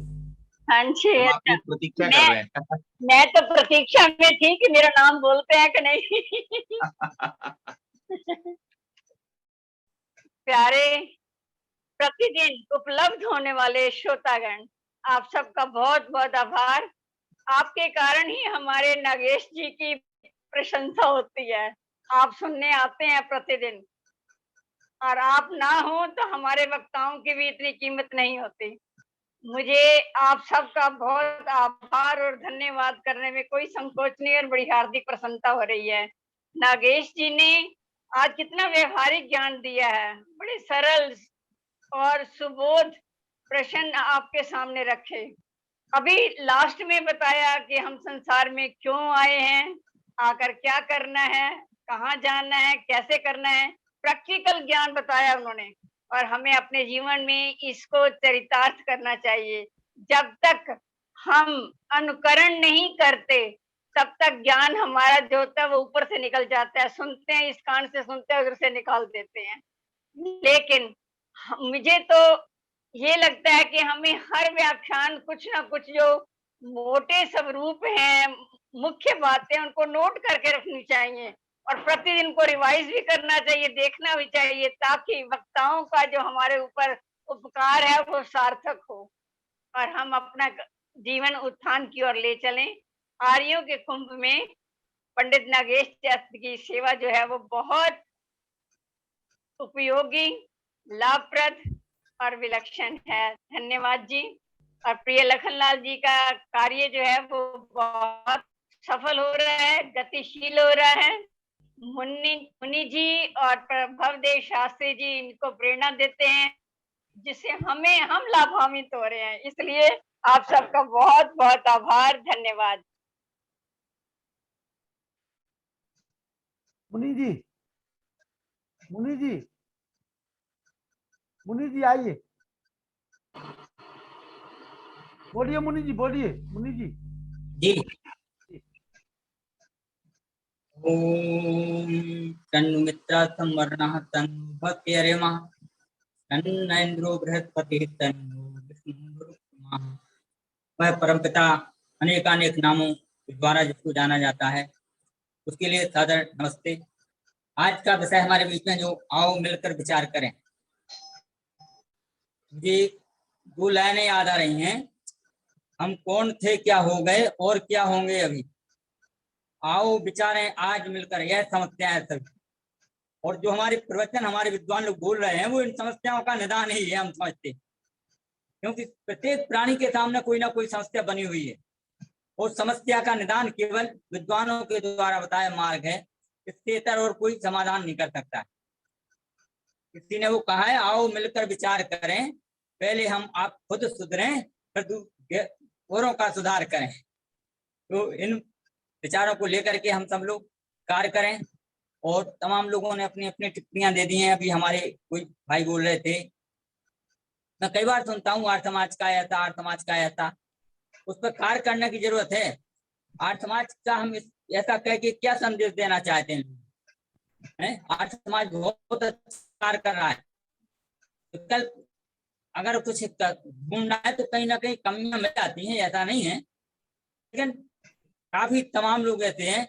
आज एक वर्ष से हम जिन लोगों को सुन रहे हैं वो हमारा विकल्प हैं, उनको हम ध्यान में रखें। तो हमारा लक्ष्य आर्य समाज को आगे बढ़ाने का, और सभी जो कर्म हैं उनको वेद का मार्ग बताएं, महर्षि दयानंद जी के संदेशों को उन तक पहुंचाने का कार्य करें। ये हमारी लखनलाल जी क्या दिन में बात हो रही थी कि जितना अपन लोग इस क्षेत्र में, अभी हमारे क्षेत्र की बात कर रहा हूँ, इतने उन्होंने कहा भी था तो और दूसरी जगह बहुत अच्छे कार्य हो सकते हैं, ऐसा नहीं है, लेकिन हमारे क्षेत्र में जितना कार्य लखनलाल जी हम कर रहे हैं वो हमें तो समझते हैं कि संतुष्टिपूर्ण है। लोगों को संतुष्टियां हम दे रहे हैं, उनके समाधानों को, मतलब शंकाओं का समाधान करवा रहे विद्वान के द्वारा, वो संतुष्ट है। तो इससे अच्छी बात और क्या हो सकती है हमारी। मैं तो यही समझता हूँ। और हमारे आचार्य पंडित नागेश चंद्र जी का चलिए साधुवाद करता हूँ मैं, माता चंद्रकांता जी। देखिए, मैं इस पर भी बात हुई थी कि हमारे 3-4 लोग ऐसे डटे हुए हैं, उनको हम रटे और हम उनको रटे हुए हैं, तो उन्हीं के नाम ले देते हैं। बाकी और तमाम लोग हमारे बीच में, चंद्रदेव जी ने बहुत अच्छा एक भजन, भगवान को क्या अपना बनाकर देख लो, ऐसे मिथिलेश जी, वो निर्मला जावा जी, दया आर्या जी, कमला हंस जी, दयार जी, बहुत से सारे चेहरे हैं वो हमारे अपने हैं और बहुत संबल हमारा बढ़ा रहे हैं। तो हम समझते हैं, हम सबका अपने हृदय से साधुवाद सबको देते हैं, आभार व्यक्त करते हैं। आप लोग इसी प्रकार से जुड़ें और हमारे विद्वानों का, लखनलाल जी का हौसला बुलंद करते हैं। पंडित चंद्रदेव जी। जी जी, कुछ शब्द मैं बोलना चाह रहा हूँ। हाँ, इसीलिए तो मैंने आपको बुलाया है। बोलिए बोलिए बोलिए। जी, सम्मानीय आचार्य नागेश जी ने बहुत सुंदर विचार रखे हैं और वो हमें श्रवण करना चाहिए। श्रवण के पश्चात हमें उस पर चलना चाहिए, क्योंकि वेद की सूक्ति है, फार्मूला है, सूत्र है। यदि फार्मूला गलत है, उसका आंसर गलत आएगा, तो समश्रुतेन गमे मही, हम उस पर श्रवण करें और चलें। और अभी एक सम्मानी जी ने, यश जी ने एक प्रश्न किया था और उत्तर दिया था हमारे बहुत ही सम्मानीय डॉक्टर वेद प्रकाश जी ने। हम आज आर्य बने, समाजी बने ना बने, आर्य बने। आर्य शब्द रीरी गतौ धातु से आर्य बनता है, जो गति करे, जो चले, जो प्रचार प्रसार करे, वो आर्य है। तो समाजी बने ना बने, आर्य विचारधारा हो, वैदिक विचारधारा हो, हम कहीं भी हो, एक छाप छोड़ें तो आर्य है। इसलिए वो हम विचारों को सुने और उस पर चले। तो इसलिए हमारे सम्मानीय डॉक्टर साहब जी ने बहुत सुंदर चिंतन दिया कि आर्य नकली फसली असली सिद्धांत है, तुम वास्तव में आर्य बने। ये प्रचार प्रसार जो है, जो अनेक आर्य रत्न शिक्षक नाम से जो प्रसिद्ध है सम्मानीय लखनलाल जी, तो उनके लिए कोर्ट से नमन, और सभी यहाँ पर प्रबुद्ध जनों को कोर्ट से नमन। और 2 बच्चे हमारे सामने पौत्र डॉक्टर साहब जी के सामने दिए हैं चित्र पर, उनको भी नमन, साधुवाद, सभी को शुभकामनाएं। देखिए 2 मिनट में एक बात कहना है। कह लीजिए कह लीजिए। हाँ जी, हाँ, कोई और बोल रहे हैं तो बोल सकते हैं, नहीं तो 2 मिनट कुछ मुझे कहना है। आप कह दीजिए पहले। देखिए अभी जो एक बात आई आर्य समाज के विषय में, मैं थोड़ा सा आप लोगों के संज्ञान में एक चीज लाना चाहता हूँ। इस संसार में बहुत सारी संस्थाएं चल रही हैं। आर्य समाज की स्थापना हुए लगभग 150 वर्ष होने जा रहे हैं। 147 पूरे हो गए, 48वां चल रहा है और 2025 में हम 150 वर्ष आर्य समाज के पूरे करेंगे।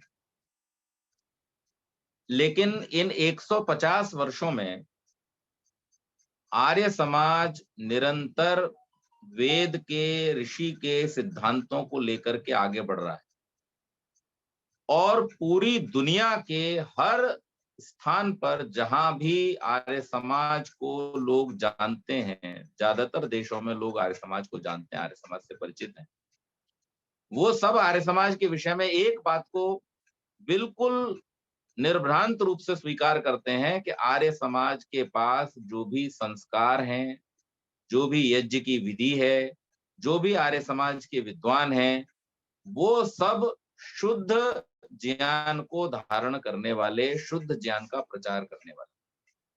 और ये हम जैसे लोगों के लिए जो अभी मध्य आयु में है, हमारे लिए बड़ा संतोष का विषय है।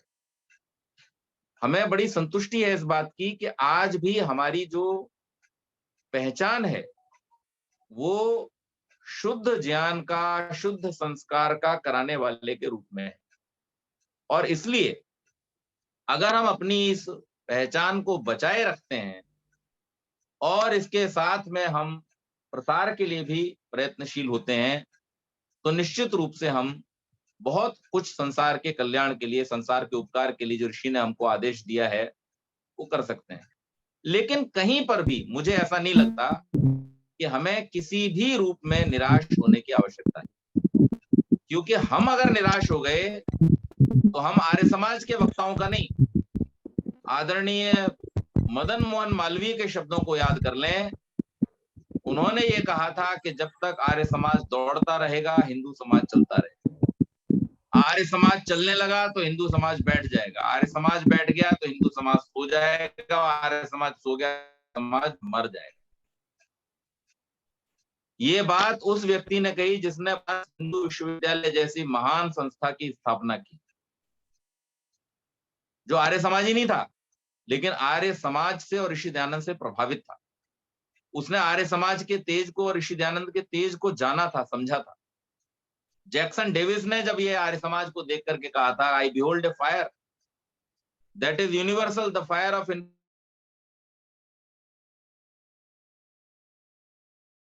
B determined and be pure. यही आर्य समाज का सिद्धांत है और यही आर्य समाज को आगे ले जाता है। बहुत बहुत धन्यवाद। मेरी आवाज आ रही है नागेश जी? नागेश जी मेरी आवाज आ रही है? जी नागेश जी मेरी आवाज आ रही है? जी नागेश जी मेरी आवाज आ रही है?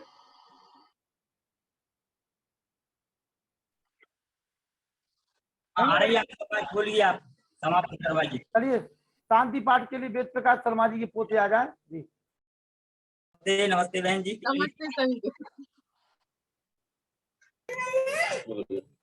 आ गई है? नमस्ते बहन जी, नमस्ते। नमस्ते भ्राता जी। बढ़िया है, ठीक है जी। हाँ जी, चलिए शांति पाठ कराएं। हाँ जी ठीक है। चलिए और कोई प्रश्न है किसी का तो ठीक है, नहीं तो फिर शांति पाठ कर दीजिए। अभी एक सज्जन दिखाई दे रहा है, मेरे एक मिनट जाइए। एक सज्जन दिखाई दे रहा है, गैलेक्सी नाम से है। अपना ऑडियो खोल लीजिए भैया, पर्चा दे दो अपना। जी एक सेकंड में देखता हूँ किसका प्रश्न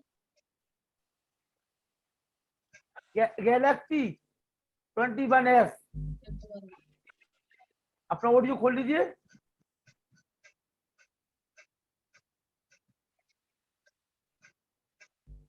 चलिए शांति पाठ किया जाए फिर।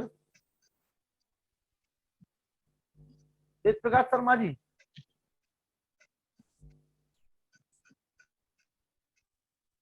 जो लोग नए जुड़े हैं या जिनका कोई प्रश्न है तो वो कर सकते हैं।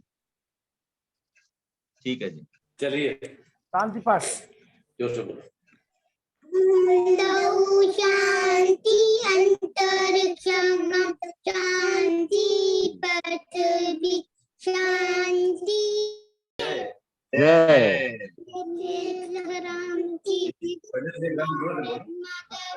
जय जय माता की रक्षा हो, पालन हो, की कार्य के जो ठीक वेद की ज्योति अमर रहे, वेद की ज्योति जलती रहे, ओम का झंडा ऊंचा रहे।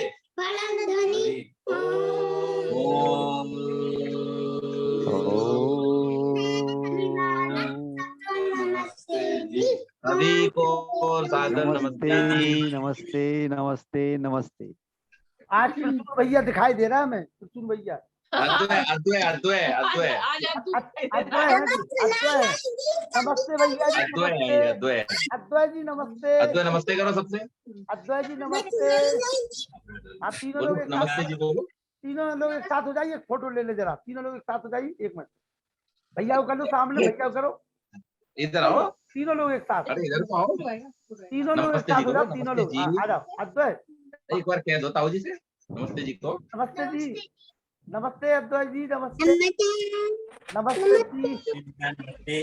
एक बार कह दिया भ्राता जी के नमस्ते करो, को कह तो दिया एक बार। भैया एक बार तो बोल दिया है ना। अब सुना नहीं तो आपकी सुना नहीं तो आप लोगों ने कभी उतने कर दिया नमस्ते आपके।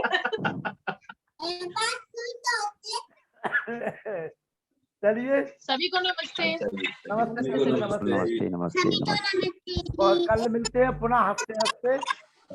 हाँ जी, अभी अभी अपने अनिल नरूला जी ने जो कहा है विषय समाधि और ध्यान के विषय में, तो अगला जब आपका सत्र खाली होगा मुझे बता दीजिएगा। बिल्कुल बिल्कुल। बहुत ही सुंदर विषय है, इस विषय पर चर्चा करेंगे और आनंद आएगा आप सबको। आराधना जी। आराधना जी।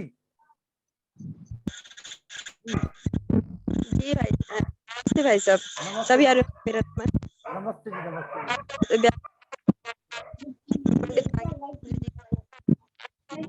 अच्छे बहुत सरल शब्दों में बताया कि जीवन में क्या होना चाहिए, उद्देश्य क्या होना चाहिए, किस तरीके से हमें जीवन निकालना चाहिए। होता क्या है कि हम लोग इतने बिजी हो जाते हैं अपनी लाइफ में कि सोच ही नहीं पाते कि हमें करना क्या है, क्या रिक्वायरमेंट्स है, क्या चाहिए, वास्तव में क्या चाहिए है लाइफ में। इसके लिए बहुत बहुत धन्यवाद। चलिए सभी को सादर नमस्ते। धन्यवाद। कल मिलते हैं। तो गैलेक्सी महोदय दिखाई दे रहा है हमें, एक बार परिचय तो दे दे अपने, कहाँ से महाशय। ये गैलेक्सी महोदय जी। ये चलिए कोई बात कौन गैलेक्सी है? अरे ये है गैलेक्सी महोदय A21S। A21S है वो, अपना माइक ही नहीं खोल पा रहे। आप बोलिए भैया कहाँ से हैं? नमस्ते जी। परिचय तो दे दो महाराज। नमस्ते। अरे महाराज परिचय तो दे दो, कहाँ पे हो? गुजरात से सतीश भाई खवास। अच्छा सतीश भाई जी गुजरात। धन्यवाद धन्यवाद धन्यवाद। ठीक है जी धन्यवाद। बहुत बड़ी खुशी, बहुत दिनों के बाद मिले, बहुत बड़ी खुशी हुई। लेकिन होता है ना कि गणपति के दांत एक टूटा हुआ और एक आखा है, तो अपनी समझ कम जास्ती हो सकती है लेकिन श्रद्धा अपनी पूरी होनी चाहिए। तो ये नागेश जी से हमें पता चल गया कि श्रद्धा अपनी पूरी होनी चाहिए। बुद्धि कम जास्ती हो सकती है, क्वेश्चंस हो सकते हैं, लेकिन जो अपना ऑनेस्ट उससे अपना श्रद्धा परफेक्ट होना चाहिए। बिल्कुल बिल्कुल बिल्कुल। बहुत बढ़िया बहुत बढ़िया। श्री राम जी। आनंद हुआ, श्री राम जवाब में बड़ा आनंद हुआ मेरे को। श्री राम जी।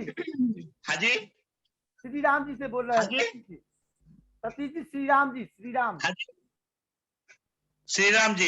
हाँ श्री राम जी है। श्री राम जी हमारे ऑडियो नहीं खोल पा रहे, वो बहुत दिनों के बाद आए हैं, जबलपुर के हैं हमारे, और काफी दिनों के बाद आप दिखाई दे। श्री राम जी पत्रकार हमारे हैं, बड़े अच्छे साथी हैं।